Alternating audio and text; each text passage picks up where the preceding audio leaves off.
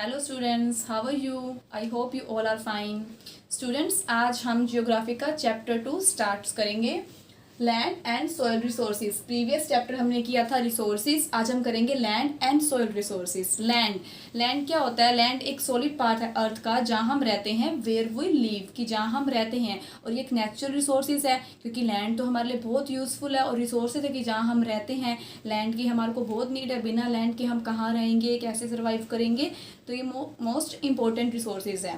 और लैंड का छोटा ही पार्ट हमारे को मिला हुआ है, मतलब कि जिसको हम यूज़ करते हैं, क्योंकि स्टूडेंट्स आपको पता है 71% जो अर्थ का एरिया है वो तो वाटर से कवर है। 71% क्या है? वो वाटर से कवर है। और 29% एरिया है लैंड का, जिस अर्थ का, जिसको हम लैंड है, जिसको हम यूज़ कर रहे हैं।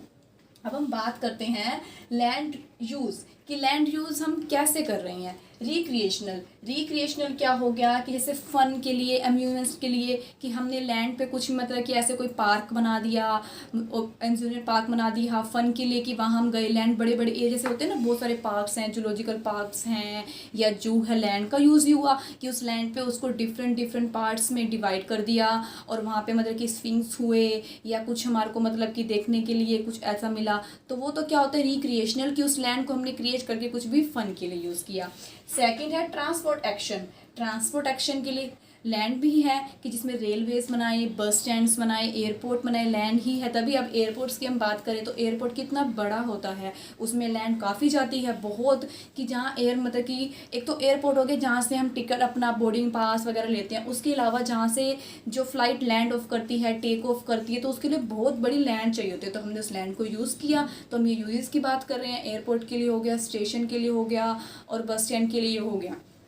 थर्ड वन इज एग्रीकल्चर खेती, जहाँ मतलब कि जो खेती करते हैं आपके विलेज में, जहाँ आप रहते हैं वहाँ विलेज में होगा कि जो खेती करते हैं आपके फादर या जो भी करते हैं, तो वो भी क्या है? लैंड का यूज़ कर रहे हैं। वहाँ पे कल्टीवेशन करना, मतलब कि अच्छी खाद लगाना, जो भी है, तो वो लैंड का यूज़ कर रहे हैं। ये सब क्या है? यूज़ है, कि जो हम लैंड का कर रहे हैं, इसके बिना हमारा सर्वाइव हम नहीं कर सकते।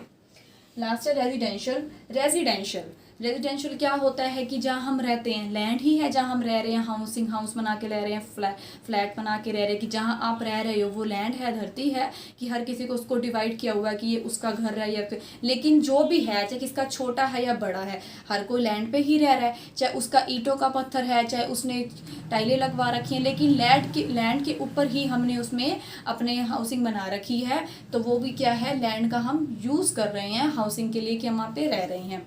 लास्ट वन इज कमर्शियल की हम बात करते हैं, जैसे बिजनेस के लिए लैंड का हम यूज़ करते हैं, कि कोई बड़े बड़े पंचायत घर है या कोर्ट कचहरी, जो मतलब कि गवर्नमेंट ऑफिशियल होते हैं, वहाँ भी लैंड का यूज़ है, कि जो कमर्शियल है वहाँ पे भी हम लैंड का यूज़ कर रहे हैं। और वहाँ पे भी हम क्या कहते हैं, अपना जो हमारा काम होता है, कुछ भी जो कानूनी लीगल होते हैं, वो भी कमर्शियल उसमें एरिया में आते हैं, वहाँ भी लैंड का यूज़ होता है। तो ये तो सब स्टूडेंट्स क्या था? लैंड का use, recreational, transport action, agriculture, residential and commercial.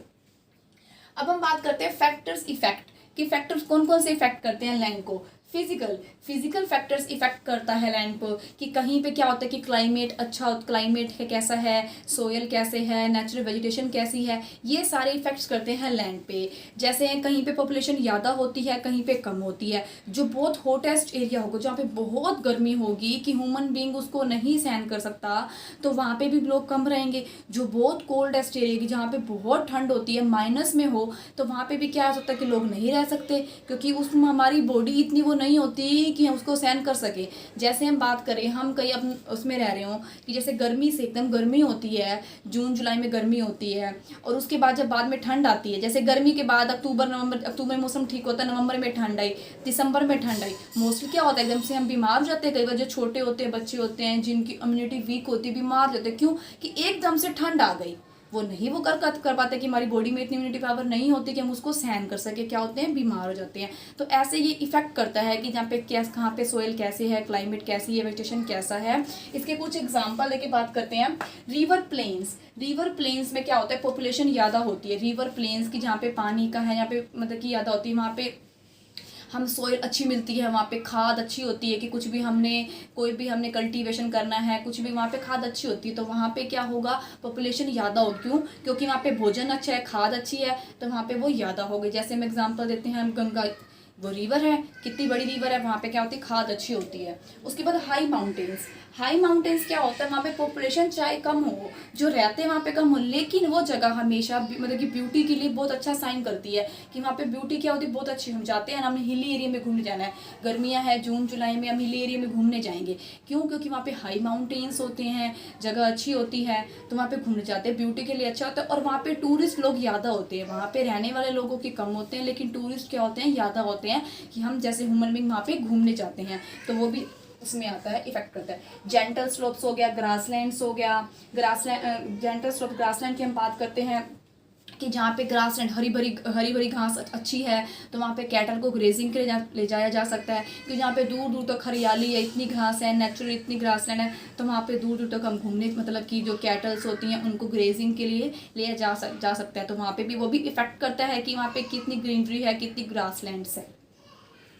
अब है हमारा human and economic factors. Human and economic factors, human factors वही हो गया कि जैसे जो ह्यूमन ने अपनी मेंटल एबिलिटी को यूज़ करके टेक्नोलॉजी से कुछ क्रिएट किया, कुछ बनाया है, उसने लैंड को यूज़ करके कुछ ऐसा, मतलब कि उसको नया चेंज किया है, नई उसमें ऐसे यूज़ करके उसको कुछ क्रिएट किया है, तो उसको वो इफेक्ट करेगा। जैसे ह्यूमन ने फॉर एग्जाम्पल रोड्स बनाई हैं, ह्यूमन ने किसी बंजर ज़मीन को काट के उसको रोड्स बनाए। जैसे अब हर जगह आप कहीं भी जाएंगे तो 4 लाइन्स रोड हैं। क्यों? जो आर पार ज़मीनें बंजर पड़ी थी, जो वेस्ट पड़ी थी, जहाँ पे कल्टीवेशन भी नहीं हो रहा था, उस लैंड को यूज करके उसने क्या किया, 4 लेन बनाया। एक तो ट्रैफिक कम होगा, एक्सीडेंट कम होंगे, और हमारी कंट्री सुंदर लगेगी, अच्छी लगेगी। तो वो सारा क्या किया उसने, उसको यूज करके बनाया है। तो ये एग्जाम्पल है कि उसने लैंड को यूज करके बनाया, अपनी टेक्नोलॉजी से कुछ ना कुछ यूज करके, कि जैसे कि जो भी बंजर जमीनें थे उस पर कुछ ना कुछ यूज करना, उस पर बनाना, लैंड को यूज करना। तो वो ह्यूमन एंड इकोनॉमिक फैक्टर्स होता है कि ह्यूमन ने अपनी मेंटल एबिलिटी को यूज करके कुछ क्रिएट किया उस लैंड को,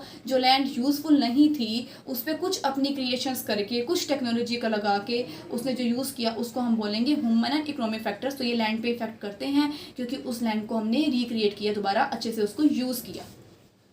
लैंड यूज इन इंडिया। अब इंडिया में लैंड यूज कैसे होती है? इंडिया एक एग्रीकल्चर कंट्री है, यहाँ पे खेती बहुत अच्छी होती है, फूड का यहाँ बहुत अच्छा है, यहाँ पे खाद्य पदार्थ जो सोइल्स होते हैं बहुत अच्छी पाई जाती है, एग्रीकल्चर बहुत अच्छा होता है। और हम इसकी इंडिया में बात करें फॉरेस्ट्री की, फॉरेस्ट्री में वैसे तो 1/3 पार्ट फॉरेस्ट्री का होना चाहिए इंडिया में, मतलब कि जिससे क्या हो सकता है कि हमारे को सांस लेने में भी आसानी हो, कि अच्छी ग्रीनरी हो, पेड़। लेकिन ऐसा नहीं है, ये बहुत कम है। 1/3 पार्ट होना चाहिए फॉरेस्ट्री का, लेकिन नहीं है। अब according to day by day जो ह्यूमन बींग्स की डिमांड बढ़ती जा रही है, लेकिन उसको फुलफिल करने के लिए कम है। तो डिमांड बढ़ती जा रही है, उसको फुलफिल करने के लिए अब मतलब कि अब चल रही है, कुछ ना कुछ मतलब की क्रिएशन करते हैं, ह्यूमन बीइंग है, कुछ ना कुछ को क्रिएट कर रहे हैं। जैसे कि जो बंजर ज़मीनें पड़ी हैं, जहाँ पे बिल्कुल बंजर था, कुछ भी नहीं होता, उसको यूज़ करना, किसी का भी लैंड में मतलब कि उसको रोड बना देना, या फिर उस पर ऐसी खाद्य पदार्थ, ऐसी कोई सोयल खाद लगाना कि जिससे वहाँ पे क्या हो सकता है, कुछ ना कुछ हो, नेचुरल वेजिटेशन हो, कुछ वहाँ पे उग जाए, जिससे क्या है जो ह्यूमन बींग्स हैं हम उसकी डिमांड फुलफिल हो सके। तो ये सब प्रोसेस चल रही है, जो अब क्या कहते हैं, जो ह्यूमन बींग्स हैं वो इसको कर रहे हैं, ताकि हम इसका अच्छे से यूज़ कर सके और जो ह्यूमन बीइंग है उनके सारी मतलब की नीड्स को फुलफिल कर सके। Okay students, sufficient for today. Thank you, have a good day.